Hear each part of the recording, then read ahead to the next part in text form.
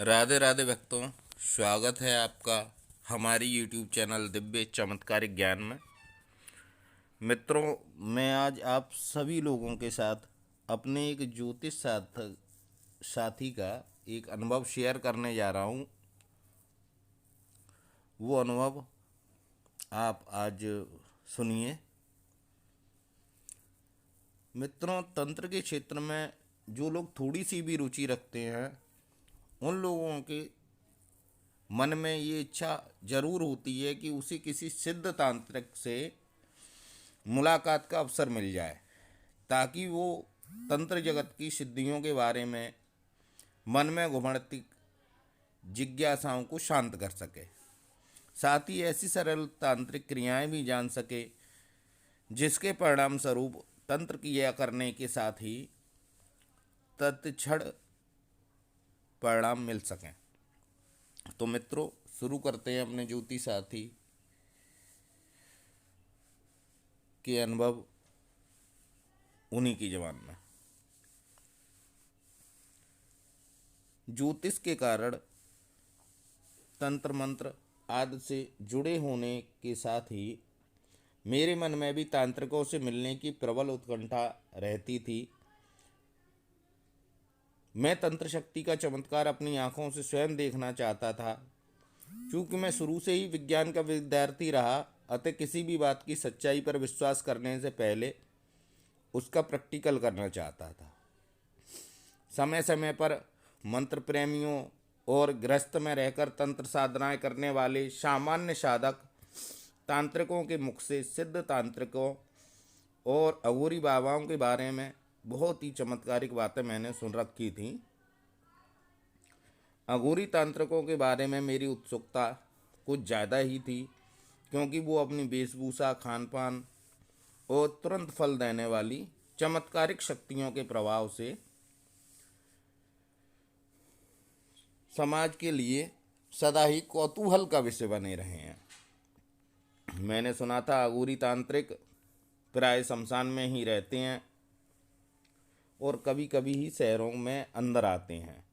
यह गले और हाथों में मानव हड्डियां, कपाल धारण किए रहते हैं। इनका पूरा शरीर नग्न भी हो तो भी इन्हें शर्म नहीं आती। शमशान में रहकर लाशों का मांस खाना और मदरा पीना इनके आहार का अंग होता है। ऐसे किसी अघोरी से मिलना तो दूर, मैंने उनको आज तक देखा भी नहीं था। इसलिए मेरे मन में अघोरी को देखने और उनसे मिलने की प्रबल अभिलाषा थी। लेकिन ऐसा सिद्ध अघोरी हर शहर के शमशान में नहीं मिलता। ना तो इनका कोई खास ठिकाना होता, ना ही इनका कोई घर होता।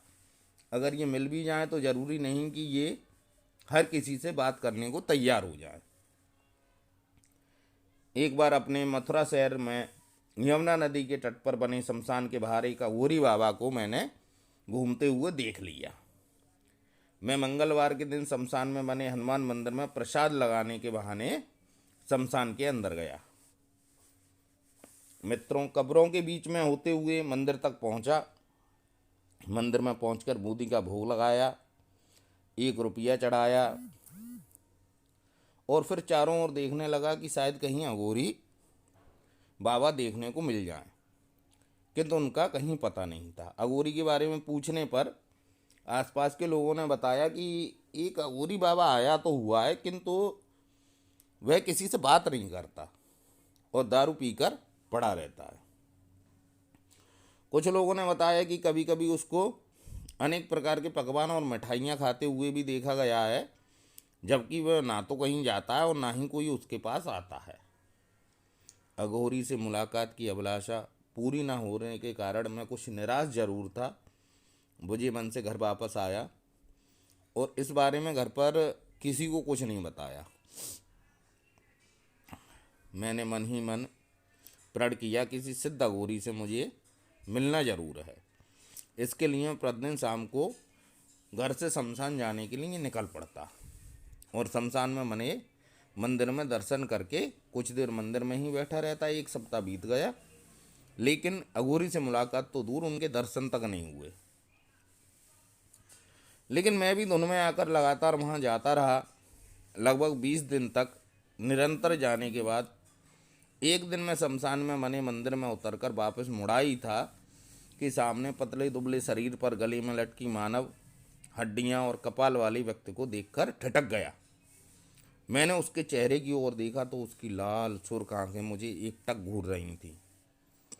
मैं उसके घूरने के तरीके से कुछ सहम सा गया। मुझे उम्मीद नहीं थी कि जिस अघोरी से मिलने के लिए मैं लगातार शमशान में आ रहा था उसके सामने आते ही मेरी ऐसी हालत होगी। वो मेरी ओर घूरे जा रहा था और मैं उसकी आंखों से एक लपक सी निकलती हुई महसूस कर रहा था। ना तो वो अघोरी कुछ बोला और ना ही मैंने अघोरी से कुछ बोलने का साहस जुटा पाया और लौट आया। दूसरे दिन फिर शाम को होते ही शमशान बने मंदिर में पहुंच गया। इस बार मैं कुछ मानसिक रूप से तैयार होकर गया था कि अघोरी का सामना होने पर मुझे किस प्रकार उससे बात करनी है। मंदिर में दर्शन करके मैंने वीरान पड़े शमशान में चारों ओर नजर दौड़ाई, किंतु वह बाबा कहीं दिखाई नहीं दिया। मैं सिर झुकाए शमशान के द्वार से बाहर निकल ही रहा था कि वही अघोरी मुझे पहले से ही घूरता हुआ दिखाई दिया। उसकी आंखें आज भी लाल थीं। इससे पहले कि मैं उससे कुछ बोल पाता उसने कड़क आवाज में पूछा, क्या जानना चाहते हो मेरे बारे में? मैं मूक कुछ न बोल पाया। उसने कहा कि क्या चमत्कार देखना चाहते हो? मैंने स्वीकृति में सिर हिलाया। उसने मुझे मंदिर की तरफ चलने का इशारा किया। मैं उसके साथ चल दिया। अघोरी के रुख को सहयोगात्मक देखकर मैंने उसके अभिवादन के लिए सिर झुकाया। मेरे बोलने से पहले ही उसने कहा कि उसका इष्ट मेरे रूप से प्रसन्न है। उन दिनों मेरी बड़ी बड़ी दाढ़ी हुआ करती थी।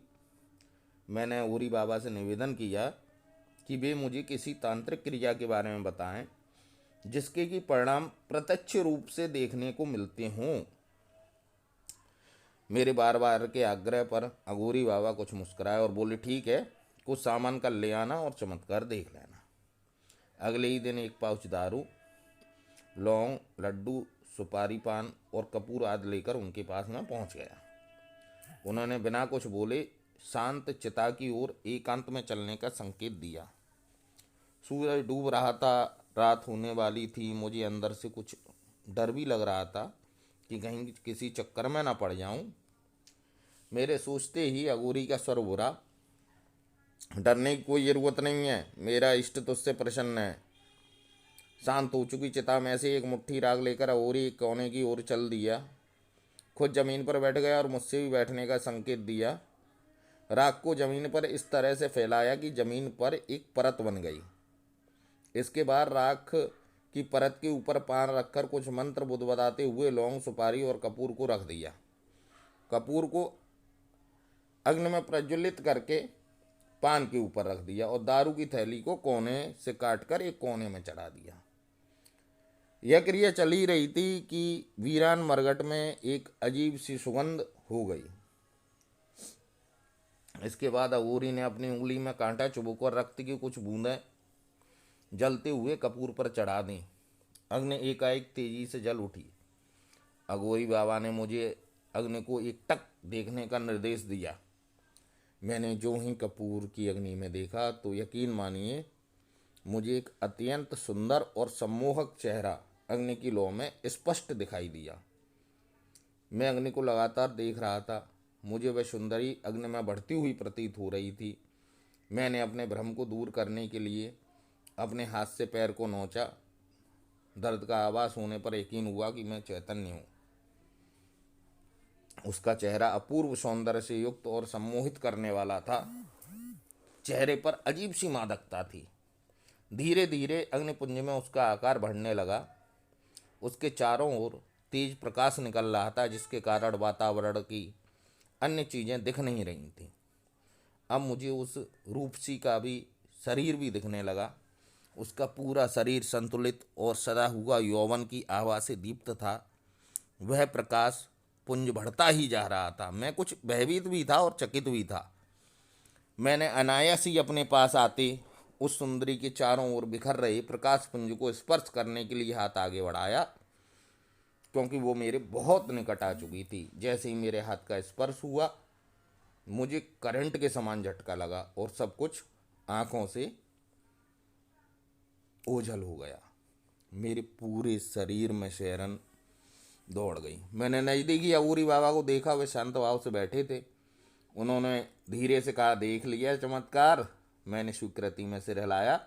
अघोरी बाबा उठकर चल दिए। मैं उनके पीछे पीछे शमशान के मंदिर में आकर बैठ गया। उन्होंने कहा, देखो, देखा अप्सरा को?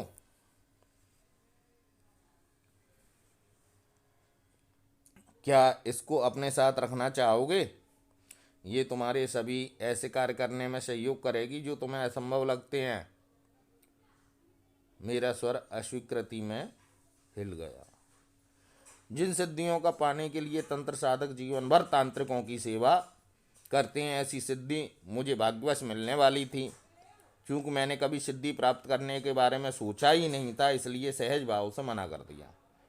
मैंने शांत स्वर से कहा कि मैं ज्योतिष जगत में ऐसे कार्य करना चाहता हूँ जिससे ज्योतिष को वैज्ञानिक स्वीकृति मिल सके। अघोरी ने मेरा बड़ी हुई दाढ़ी वाला चेहरा देखते हुए कहा कि मैं जानता हूँ तुम इस सिद्धि का दुरुपयोग नहीं करोगे, इसलिए ही मैं तुम्हें देना चाहता था। खैर, तुम इसे नहीं लेना चाहती तो तुम्हारी मर्जी। मैंने उनसे अपने भविष्य के बारे में कुछ प्रश्न किए, जिनके उत्तर उन्होंने आंखें बंद करके दिए। उनकी बताई हुई अनेक बातें अक्षर से सत्य हुईं और अनेक घटनाओं का होना अभी शेष है। दूसरे दिन मैं पुणे शमशान पहुंचा, किंतु अघोरी बाबा का कहीं पता नहीं था। एक व्यक्ति ने बताया वे सुबह होते ही अपना सभी सामान लेकर कहीं चले गए। इन अघोरी बाबा के एक शिष्य भी थे जो शमशान में बाबा के साथ रहा करते थे। बाद में उन्होंने बातचीत के दौरान अनेक उपयोगी तंत्र क्रियाओं पर चर्चा हुई। मैं लोगों के लाभार्थ कुछ ऐसे सरल तांत्रिक प्रयोग दिए जा रहा हूँ जिनका प्रयोग करके सामान्य व्यक्ति भी अपनी कार्य सिद्धि कर सकता है। किसी व्यक्ति के ऊपर दुर्भाववश किसी तांत्रिक ने प्रयोग करवा दिया हो, जिसके कारण व्यक्ति भयभीत रहता हो, डरावने सपने आते हों, ऐसी स्थिति में ये मैं जो प्रयोग बता रहा हूँ वो आप करें। नीम के पत्ते, छोटी इलायची, काली मिर्च और काकड़ा सिंगी को बराबर मात्रा में लेकर एक साथ पीस लें। शाम के समय पीड़ित व्यक्ति के ऊपर से 7 बार सीधा उतारकर मिट्टी के सगोरे में अग्नि डालकर उसमें इस चूर्ण को डालकर इसकी धूनी रोगी को दें।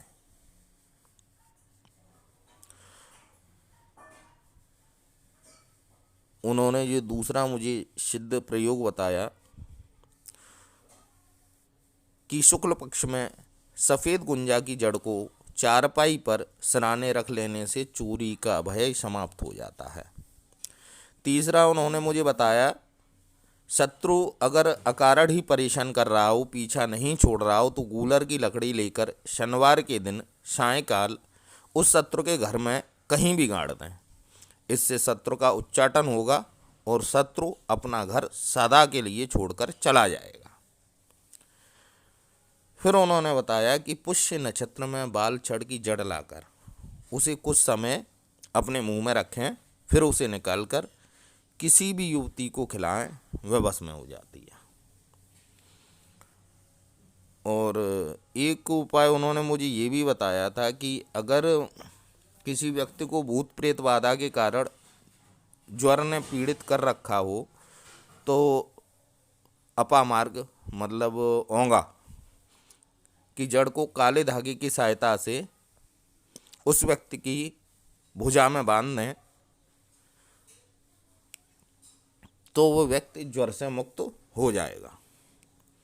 तो मित्रों, ये मेरे ज्योतिषी साथी का जो अनुभव था वो मैंने आप सारे लोगों से शेयर किया उन्हीं की ज़बान में। आशा है आप सारे मित्रों को पसंद आया होगा। मित्रों, ये मेरी 7वीं वीडियो है आप लोगों का सपोर्ट तो मिल रहा है, लेकिन अभी तक आप लोग मेरे चैनल को पता नहीं क्यों सब्सक्राइब नहीं कर रहे, वीडियो को लाइक नहीं कर रहे। अगर कोई गलती है तो आप कमेंट बॉक्स में बताइए, आप क्या चाहते हैं, किन किन टॉपिकों पर वीडियो चाहते हैं। तो मित्रों, मेरे चैनल को लाइक की मेरे वीडियो को लाइक कीजिए, चैनल को सब्सक्राइब कीजिए।